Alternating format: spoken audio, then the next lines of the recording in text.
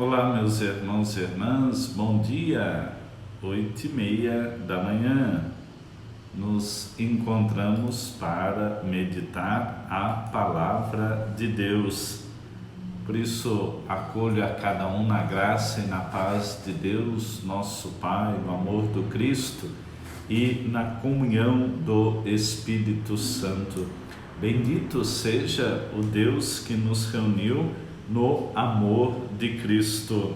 Chegamos à nossa sexta-feira, mais uma semana, como diz a turma, sextou hoje, mas nós continuamos nossa missão, nossa tarefa, nossa responsabilidade diante da graça, da bondade do Senhor.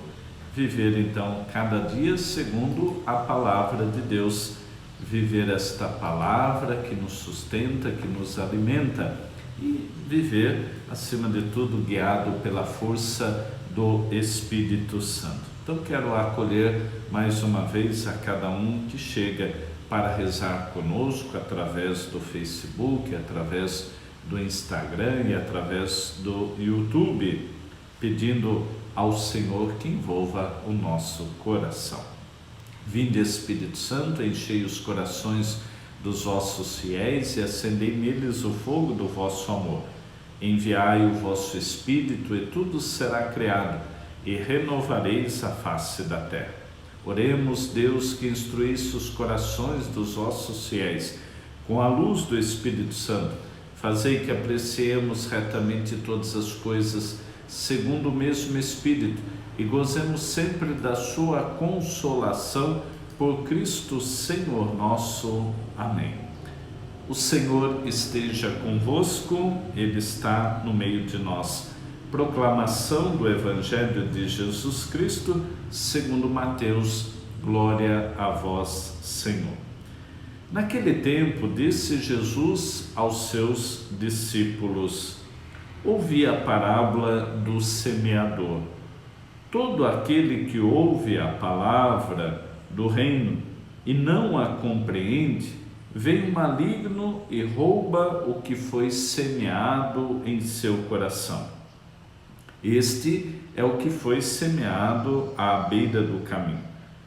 A semente que caiu em terreno pedregoso é aquele que ouve a palavra e logo a recebe com alegria, mas ele não tem raiz em si mesmo. É de momento.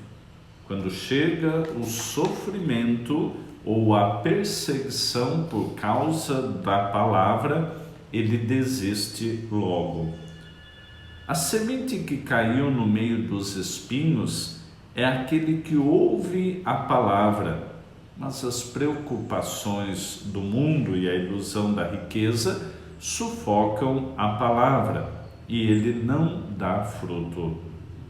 A semente que caiu em boa terra é aquele que ouve a palavra e a compreende.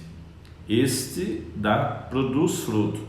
Um dá 100, outro 60 e outros 30. Palavra da salvação, glória a vós, Senhor. Meus irmãos e irmãs, esse texto nos é conhecido, ouvimos ele há 2 domingos, e assim então, Jesus, essa parte que nós ouvimos, é a própria explicação da parábola do semeador. Parábola do semeador é então a parábola da esperança, da oportunidade que é dada a todos para acolher a semente. O semeador, primeiramente, não escolhe e não determina qual terreno a semente deve cair. Por isso é fundamental nós percebermos diariamente toda a disponibilidade de Deus na nossa vida, tudo aquilo que Ele nos oferece. Ele não escolhe a qual pessoa Ele vai abençoar ou não abençoar. Ele oferece a todos a sua graça e a sua condição. Quando nós iluminamos a nossa vida com a palavra de Deus, nós aprendemos então a enxergar as circunstâncias do coração, da vida, da nossa fé, da nossa caminhada e perceber, consequentemente, os resultados. Então, olhar para esta explicação da parábola do semeador é perceber esse momento da nossa vida. Qual é o momento que nós estamos passando, né? Da vida da comunidade, da sociedade, da conjugalidade, né? Da família, enfim, tantos ambientes aos quais nós vivemos. Nós temos então os tipos de terreno, aquele que caiu à beira do caminho, o pedregoso, o espinhoso e o terreno bom. Podemos então pensar em quais tipos de terrenos, né, nós passamos pela vida, ou mais ainda, nesse determinado momento, em que fase da vida eu estou. À beira do caminho, onde qualquer coisa do maligno me tira a atenção, e por isso então vem o maligno, vem aquele pássaro e rouba a semente. Será a desatenção uma característica do meu dia a dia?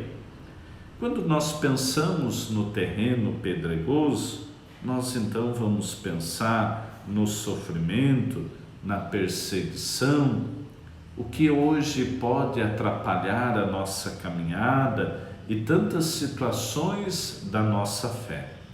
Optar pelo Cristo, lembremos, é optar pela cruz. Optar pelo Cristo não é seguir um caminho sem dificuldades, sem pedras, sem quedas, né? Sem condenação. A proposta do seguimento é uma proposta de perseguição e de sofrimento, mas também o prêmio, a recompensa será a glória de Deus. Por isso, meus irmãos e irmãs, viver uma fé nem sempre é fácil. É como estas perseguições que às vezes podem nos querer afastar de Deus, da vida da igreja, da oração. Por isso é preciso perceber se o nosso caminho, se o nosso coração não está pedregoso, ou seja, não quer acolher. E quando qualquer coisinha aperta, a gente já quer fugir.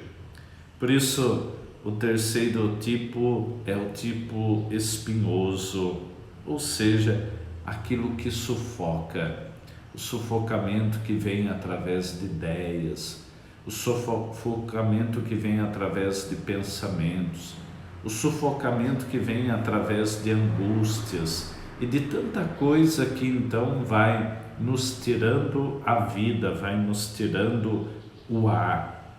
Por isso, às vezes, neste sufocamento, nós também temos a tendência a abandonar. Por isso, meus irmãos, o quarto e o último terreno é o terreno bom, o terreno do qual então nós vamos perceber a nossa capacidade de produzir frutos. Uma coisa eu chamo muita atenção, o próprio Evangelho nos diz 30, 60 e 100.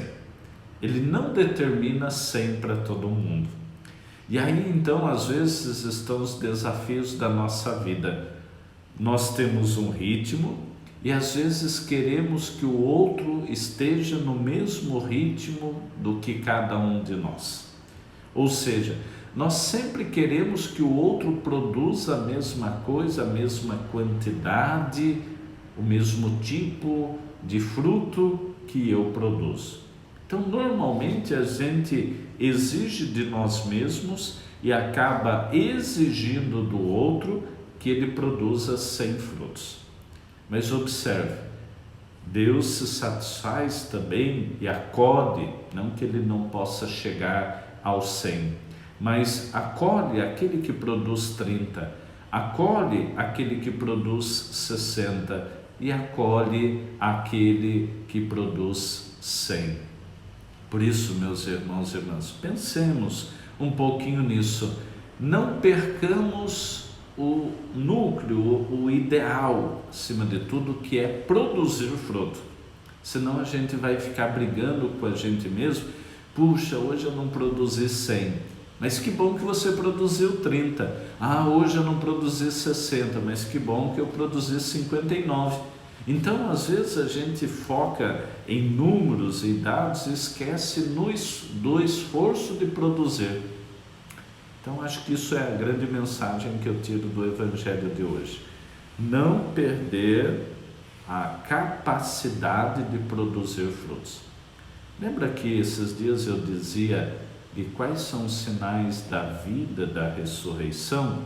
Agora, então, convido você a elencar aí no seu caderninho quais são os frutos que você tem produzido, na proporção de 30, na proporção de 60 e na proporção de 100.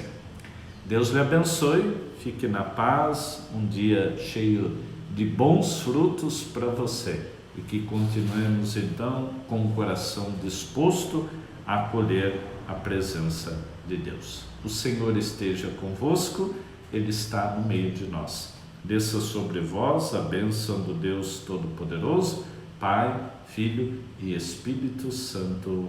Amém. A alegria do Senhor seja a nossa força. Vamos em paz e que o Senhor nos acompanhe. Graças a Deus. Tchau, um grande abraço a todos.